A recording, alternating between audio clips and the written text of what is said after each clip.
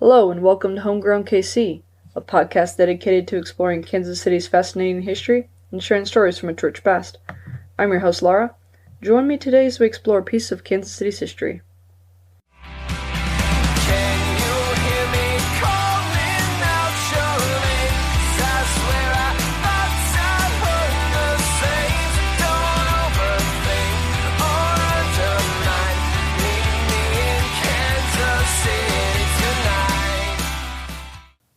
Greetings, listeners.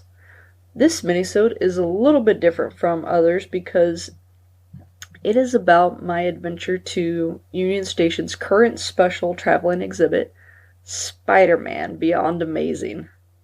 So it doesn't really have anything to do with Kansas City other than it took place in Kansas City. But it's really, really cool, so I had to tell you about it.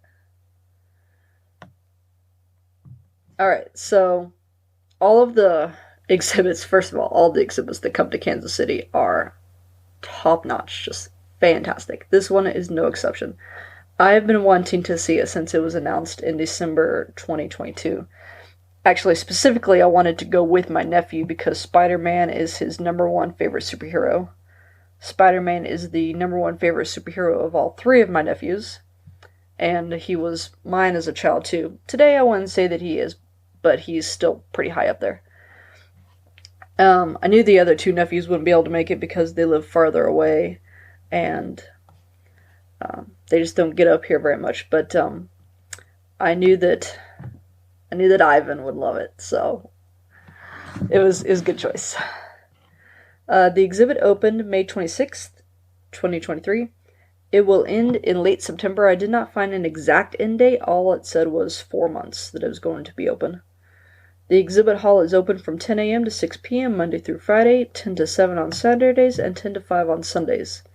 Ticket prices are $15 for Union Station adult members, $13 for child members. Ages 1 through 3 are free. Non-members, it's $22 for adults, $13 for children ages 4 through 6. That's not correct. Surely that's 4 through 16. And of course, 1 through 3 are free, and $20 for seniors. Children age 12 and under are encouraged to come in costume, and in fact, I did see someone in full costume the day that I went. I think the age limit is a little unfair. Not that I would ever go in full costume. That's gotta be uncomfortable. But, I'm guessing it's a safety concern or something.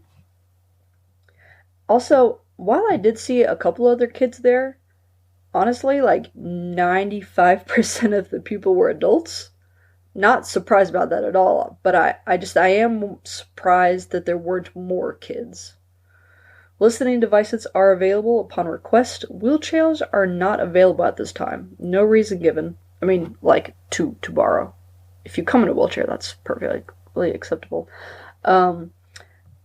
No reason why they're not available at this time, but that sucks for those who have a mobility disability and don't have their own wheelchair, which is totally a thing. Like, my bestie fought with her insurance for a year, maybe more, before they finally sent her wheelchair. She just got it a few weeks ago. The front parking lot is a $15 fee. I mean, just flat $15. It's good until midnight. And you do need to type in your license plate number when you pay at the kiosk, so take a photo for reference. Or, and I just found this out, the garage is actually $6 for 4 hours. It only took us an hour and a half to get through this exhibit. Actually, this is probably the shortest exhibit the Union Station has hosted in a while. I think I was like at 4 hours at the one for Auschwitz. So park in the parking garage, because that's way cheaper. If you're there for 4 to 8 hours, it's $23. Anything over 8 hours is $23. If you're there for longer than 4 hours, it's $15. But, yeah, still. I mean, I think the only time that you would choose the front lot over the garage is if you're like, I'm going to park here in the early morning, hop on the streetcar, and ride it around town all day, and then come back after dark. And Yeah, so I'm a big comic book nerd. I've been really excited for this. But this exhibit, it's focused on Spider-Man, right? But it's more than just Spider-Man. Like, it includes pop culture history, comic book history, the history of the comic book industry. And since comic books are a form of literature, it's literary history. But comic books also feature extensive illustrations. I think it would be easy to, beyond easy actually, to make the argument that more illustrations than dialogue. So it's art history. Um, this exhibit also talks about the creators, the writers, the artists, the editors. There are movie props on display, so there's cinematic history. And the exhibit doesn't go into this. It would have been really cool if they did. But the history of pop culture is really, really important, and you can trace actual historical events and their impact on pop culture, and then the reverse how pop culture influences society. It's really fascinating. My first favorite thing about this exhibit, or things, multiple, are the movie props. Two of Tom Holland's spider suits were on display. Part of Dr. Octopus's arms are on display from, I think specifically from Spider-Man 2 back in the early 2000s. The Green Goblin suit from the Amazing Spider-Man movie with Andrew Garfield was on display. There was a Goblin Bomb on display, a couple other props. Um, the suits were really cool. They were in full body. I didn't realize how short Tom Holland is. Like, he's taller than me, yes, but he's only 5'8". Like, for an adult male, that's considered kind of short. Alright, and in retrospect, because at the time I was just so gaga goo goo eyed, but in retrospect, the most surprising thing was not what I saw, but what I did not see. And, honestly, I hope this means that I just missed it because I walked too fast or something. But I didn't see anything about the most famous quote to ever come from Spider-Man. With great power comes great responsibility. I mean, not including that or anything about it is like going to a Star Wars exhibit and not seeing anything about Yoda's line of do or do not, there is no try. Or Vader's, no, I am your father. Because that line is forever misquoted. He never calls Luke by name there. I mean, it would, and not just the line, okay? I mean, there's no physical component to this quote, obviously, but I mean, imagine going to an exhibit on World War II and Hitler's not named. Like, it's just, you might miss it at the time, but then when you think back about it after, it's like, this is the most important thing. Why is it not there? Most of the exhibit was actually pieces of or enlarged images of original artwork from the comics. In the very beginning, before you even get into the exhibit hall, there's a comic, like the page itself, on display of Spider-Man's visit to Kansas City. That was really cool. And like I said before, there's biographies on the various Spider-Man creators. There's other character profiles besides Peter Parker. There is one panel focused on Stan Lee, and I only today learned that it's his pen name, not his birth name. Well, today being the day that I went, his birth name was Stanley Lieber, but he shortened it to Stan Lee when he started writing. Ah! Just blown away. I love Stanley. Miss him. What was I saying? Yeah, so there's one on him, there's one on Steve, and then on all of the creators that followed over the years up to the modern writer. Whether you live in KC or just visiting, I really, really recommend that you go to this exhibit. And Also, I always recommend you visit Union Station if you're from out of town. It's my favorite building in the city. Even if you're not as big a fan as I am, and I'm sure there are others who are far more obsessed. Even if you're just I like the Marvel movies, but I don't go out of my way to see them kind of person, I think you'll enjoy this. Thank you for joining me today on this adventure. Also, make sure you listen to the other minisode that I just released about my adventures going through the first part of the KC Rainbow Tour. Sorry, one more thing actually before I sign off. I want to revisit some of my recent remarks on gentrification. Due to a highly brief conversation that I had with my brother after the exhibit. So, the city is being gentrified.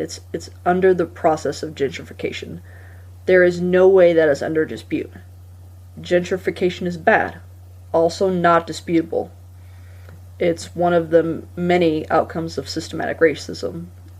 So that is the primary reason that it's bad, because it comes from systematic racism.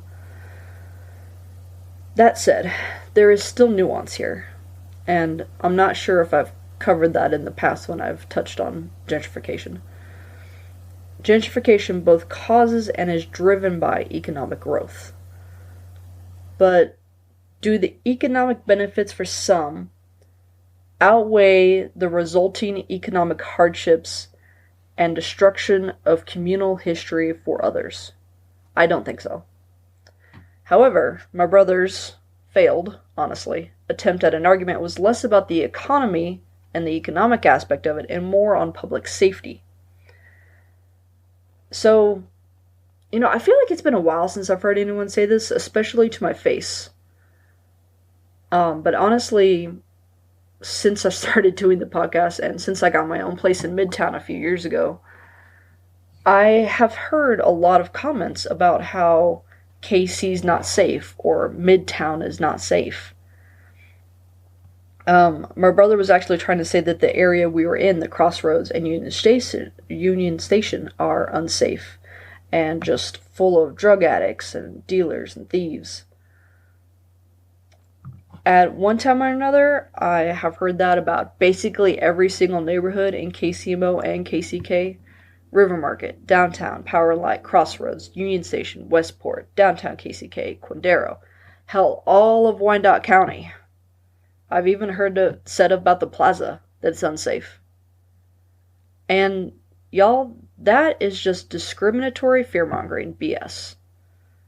And I feel that is based on and continues to play into racial and economic profiling and discrimination. So it's bad, don't do it.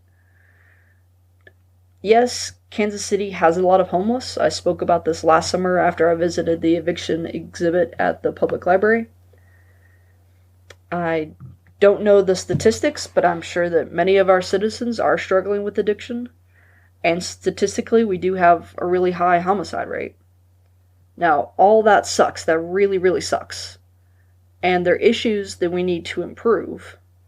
But every city deals with these issues, and I don't say that to be dismissive. But every time a comment like this is made about the, quote, unsafety of the city, I feel like the commenter is trying to make it sound like we live in Gotham or something. And it is absolutely not like that. Are there neighborhoods that are truly unsafe to visit? Maybe. Okay, and maybe it's because I tend to stay in the city center, which, as stated before, has been and continues to be gentrified space. Maybe this is because I'm speaking from a position of privilege, but I honestly haven't ever visited a neighborhood and felt unsafe walking around, especially in broad daylight.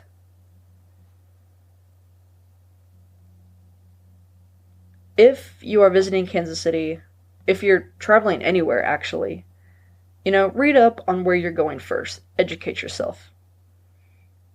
Hell, if you're really worried, there are tons of travel groups on Facebook. Join one, ask your questions.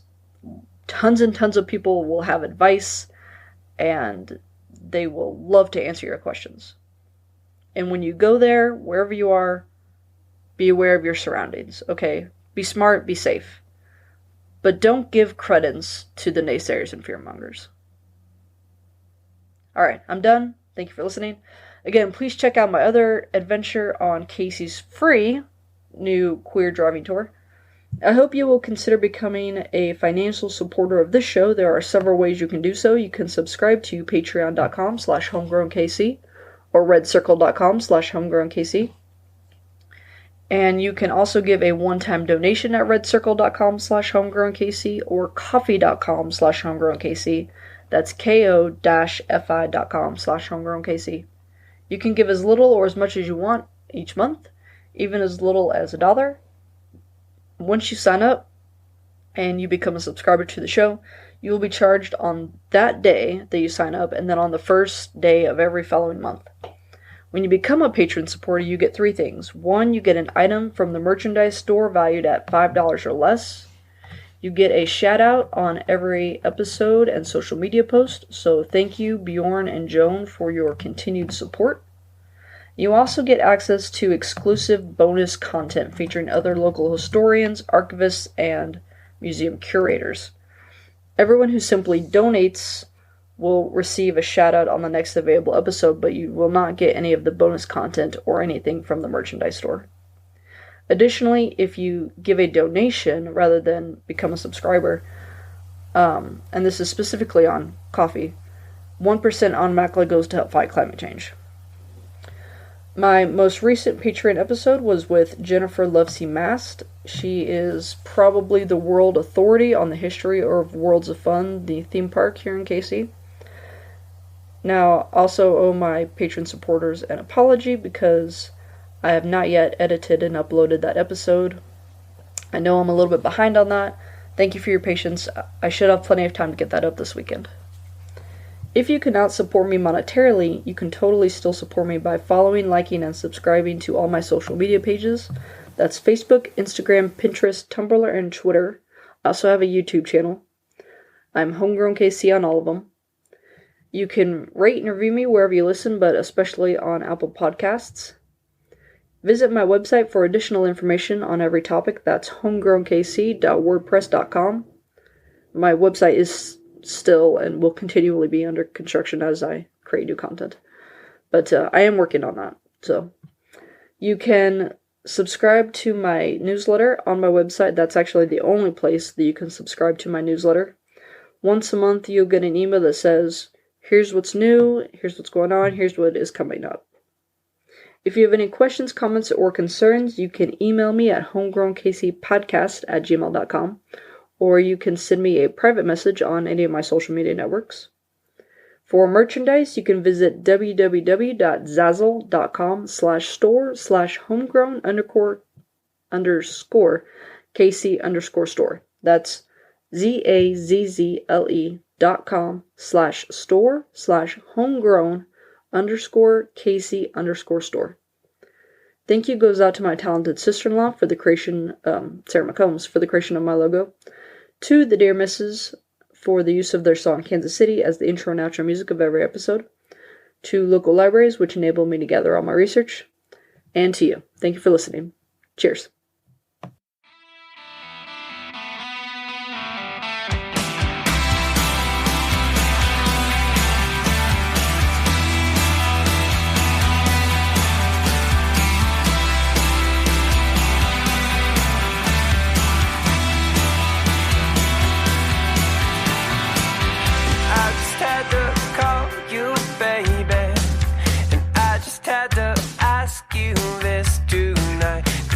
Seem to shake this feeling, and I can't seem to get